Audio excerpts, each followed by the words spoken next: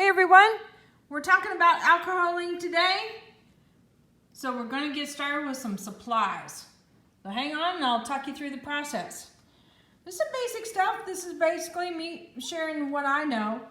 There may be other tools that other people use, but I'll share what I use. Later.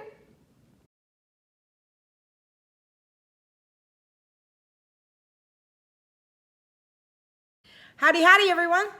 So I've gotten several requests for information about alcoholing and how I go about using them. Some basics, some techniques, styles, what supplies do I use, things like that. So I thought I'd do a series of videos talking about some of the basics and how I manipulate the product. So the first part, we're gonna hit on supplies. So these are things that I use, excuse me. All right, tongue work. Doesn't necessarily mean that you need to use the exact supplies. Just this is what I use and it works for me. So here we go.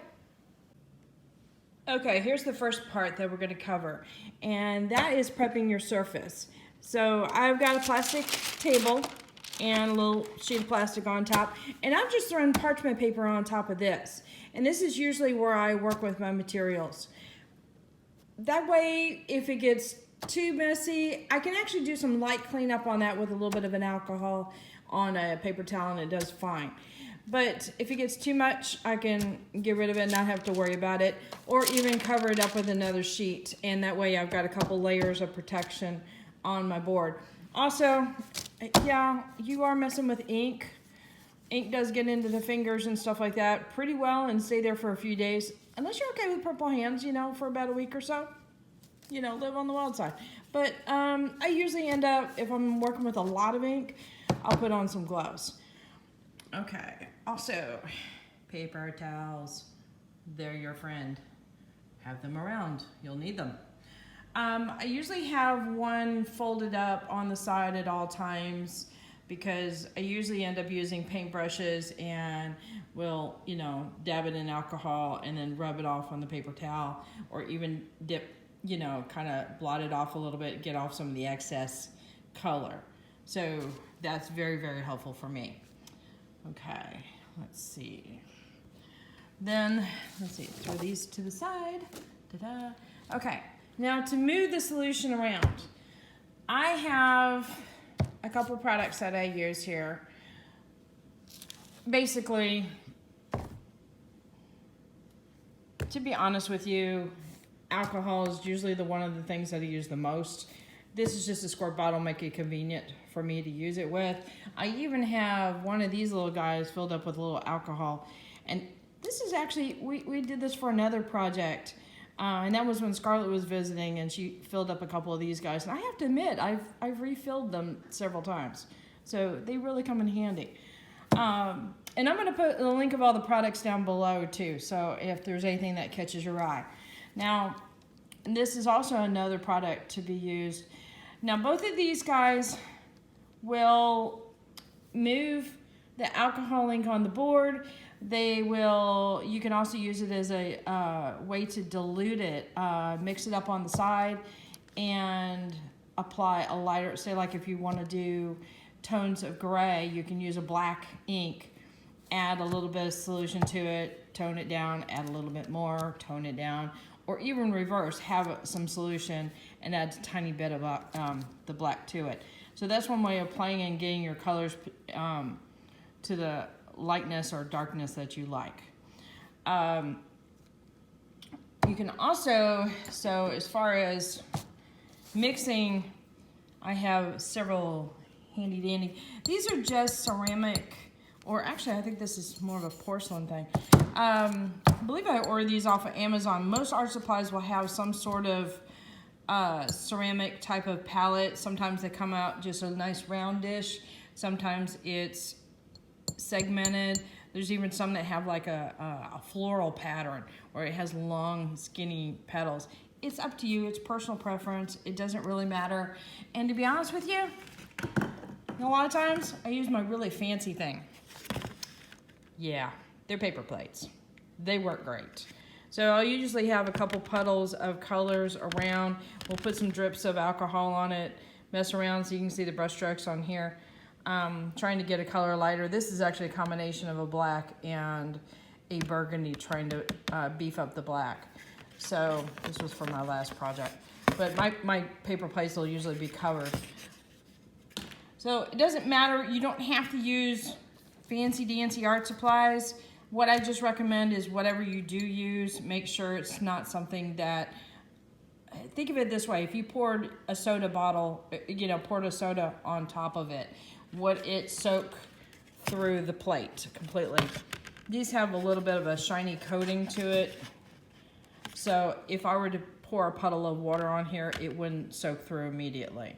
So that's what you want to have. I wanted to go back to the isopropyl alcohol. Okay, so one thing I did not touch on is some alcohol artists will use 91%, some will use 99%, or some will use both. I personally haven't played with 99%. I don't know how that really works yet. Like I said, I'm new to the medium. The blending solution will apparently give you a little bit longer working time before the alcohol ink dries. I just use it the same way I use the alcohol ink. So I haven't really tested this theory out too much. So I don't know about that. Both solutions work really well. I will tell you this much. If you use a white pinata ink, use this to lighten it up. Or to move or manipulate it around. If you use this alcohol, it will chunk up and you'll have particles of white all over, which nobody likes. Unless you're trying to go for that intentionally, then go right ahead. But definitely the combination of these two guys, they play well together. These two, not so much. Okay. Really fancy tools, just plastic cups.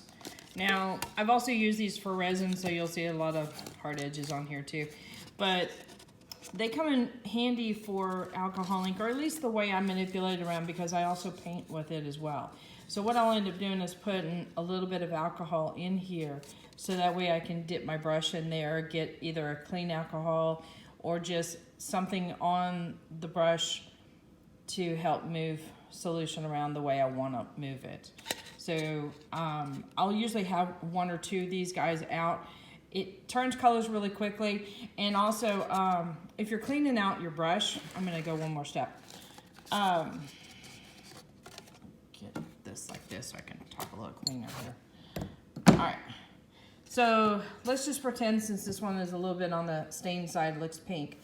Let's say your alcohol ink is pink over here and your solution over here is fairly clear.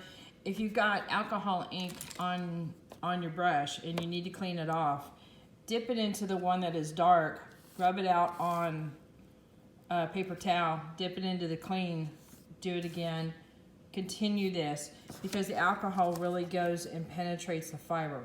So go as far as you can to get as much as possible. Do not go and put it in here and go rub, rub, rub, rub, rub, rub, rub.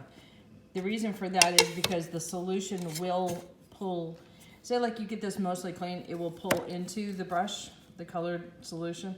So that won't help you out too much. You just want to get the bristles damp enough, get to the paper towel, rub, rub, and that works out really well.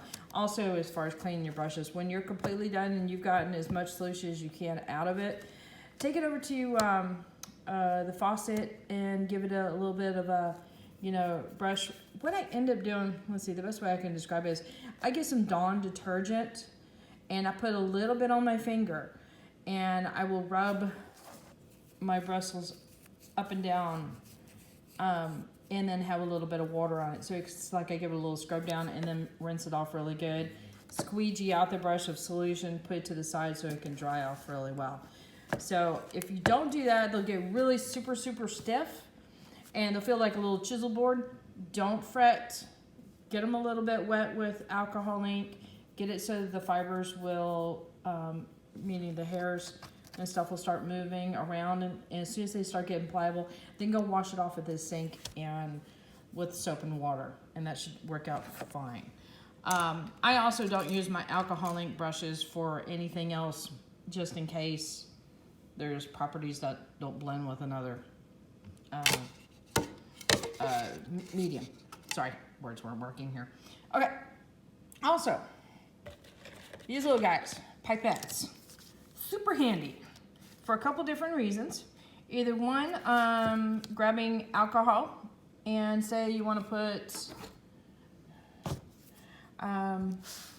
okay, so I've got a little bit of like an ochre brown in here, and I wanted to lighten it up. What I could do is get a little bit of alcohol. Let's just pretend I'm getting it out of this cup here, and I put this guy in here and squeegee it up and apply a little bit of alcohol in here. Mix it around, you know, with your brush or something like that, and get it a lighter solution. You can also do the same thing with gold. Gold behaves a little bit better when you've given it a little bit of solution to float around in. So there's that. The other things that these guys are really handy for is if you purchase your alcohol ink in larger bottles, you'll notice the top part. I'm gonna try and do this one. Okay, hold please. Okay, sorry about that. All right, as you notice, the bottle here has no applicator. Yeah, you can tell I need to shake that up. Applicator in here. So that's where these guys really come in handy. Stick it in there, get the amount you need out, apply it to wherever you're gonna apply it to, and mix it up, or even apply it straight onto the board. So, okay, let's see what else. All right, let's talk about alcohol ink itself. Now, there's these, let's see, 4 products that I use most commonly. Copic, these are actually a marker system. These are the refills for the marker. They have a system of like thin markers, thicker markers, chisels, and all that kind of things. So they've got them all, a huge selection of colors. I mean, I know I've got my numbers wrong, but 300 plus colors. There's a lot of colors to play around with on those. So I've had really good luck with these guys. These are the Jim Holtz inks. I believe you can commonly get them in a lot of hobby places as well as art supply stores. Pinata from Jacquard. Those are really, really nice. And that's what this guy is too. It's also Pinata inks. This is actually a resin pigment that I've been using with mixing it in with a little bit of alcohol. Now, the solution here stays kind of on the surface a little bit, and also needs to be shaken just before you apply it. As you can tell, it separates really fast. Now, I do recommend if you use this kind of a product with alcohol that you definitely put a resin coat on top of it, because you can rub it off on your finger. I do seal all my alcohol inks, but even with that, it still feels like it's a grit on the surface. It's really, really pretty. It looks gorgeous. I highly recommend it, but definitely go the next step and do resin. So if you don't want to do resin, I wouldn't do this, but if you are going to do resin, absolutely. Okay, so these guys to the side. Okay, so about messing with the alcohol ink once it's on the board. Okay, so these are a fun little thing. My buddy Jen recommended these. They're some makeup applicators, but if you notice, they're like teeny itty bitty Q-tips. I mean, look at my fingernails. See the size of these things? They're itty bitty. And I mean, they get smaller and smaller, too close. Smaller and smaller, but they're kind of fun for manipulating like little dots or something like that. I dip them into alcohol and we'll dot on my board, and they'll apply just teeny, teeny, tiny dots. So it can be fun. Can also go in and clean up a little bit of an area if you need to. Also, let's see, put these guys aside. Oops.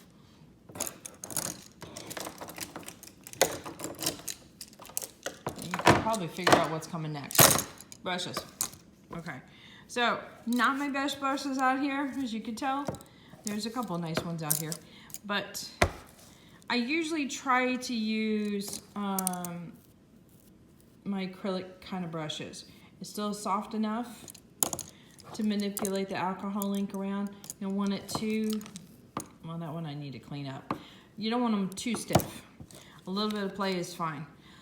And these guys I use a lot. So they are pretty much designated for, oh, there's one I haven't actually used yet. These are designated for my alcohol inks. So, all right. Now on to the substrates. Okay, so I use a heat iron hair styling tool. It is a good question as far as, I don't believe it's a heat gun. Well, let me just show you what I use first. So my buddy Jen recommended this, and I have been sticking to it. It's a little, I guess, hot air styling tool. That would probably be the best bet. I'll put a link also for this little guy. It's got a hot and a cool setting and a low setting. And if I'm using any kind of heat, I just keep it further away from my surface area. But since I do use heat, I highly recommend using the Yupo heavy paper. And the reason for that is when you start applying the heat to the Yupo medium board, you'll notice your board start to do the waves and the curls and stuff like that. However, with the heavy, it might do a little wave and curl, but once it cools off, it'll straighten out. So it seems to remember the original shape. With the Yupo medium, not so much. But if you did do any manipulation without heat, oh, I had a little piece here and I can't show it. Anyway, say like you're applying color and use straws or brushes only, then the medium should be just fine for you. Here's also another company, well, the Tim Holtz brand, and these are cardstocks. I haven't actually used these yet, but I've heard really good things about them, and I thought I would give them a try as far as some, maybe doing some little postcards myself. But I've heard really good things about this. My other go-to piece that I use are these guys, Da Vinci panels, and it's a pre-gessoed board. And they come in two different thicknesses. There's this one, and there's one that's almost twice as thick. So these guys really, really well. But,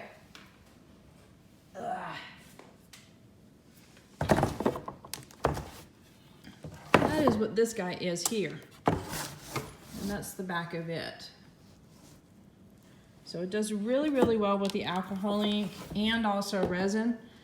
So I'm super happy with these guys. That's probably #1 board that I use. And then the Yupo Heavy would be the second one. So, which gets us to the next part, and that's after you've done your alcohol ink, what do? You gotta seal it. Now, I'm gonna do a video on alcohol ink and light fastness, but this has some UV protection on here, but a lot of times with my alcohol inks, I'll go and apply resin to it, and I use another brand. I'm gonna walk you through my studio, hang on, of resin, and it's got a lot of UV protection in it, and this is a Stone Coat Art Coat. So, and I love, love, love using resin with alcohol ink. It just really, I mean, makes it come alive. It's really, really pretty. So, highly recommend it. Anyway, so, and here's a quickie. I've also got another video on this as far as color coding the tops of your alcohol inks. But this is basically, I've got a simple cart. I picked this guy up from Michael's. You don't have to have a cart. But I have to admit, having these guys, and these are, I got this in the home section area, I believe, of Walmart. And they're like little makeup trays. And I've stuck them in here, so it keeps them all together, keeps them really quick and easy to grab. But the other thing I did is also, I dipped the tops in white paint, and then just put a couple drops of the color on there, and it spread around, you know, I twirl it around a little bit, it spread it around, but quickly I can identify colors really fast. So that makes the process of creating really easy. the Copic markers, the tops are already done really, really nicely. So I don't have to worry about these guys. But I was finding that the Tim Holtz ones, you know, the black tops and all that makes it a little harder. It's like you have to pull it out and then look at the side. And sometimes the printed just doesn't quite do it for you. But that works really well. At any rate, so you know what to do. Hit the subscribe button, hit the like button, but more importantly, hit that bell underneath so you get notified every time I put a video up. And look for my other alcohol ink basics videos that I'm going to be putting out soon.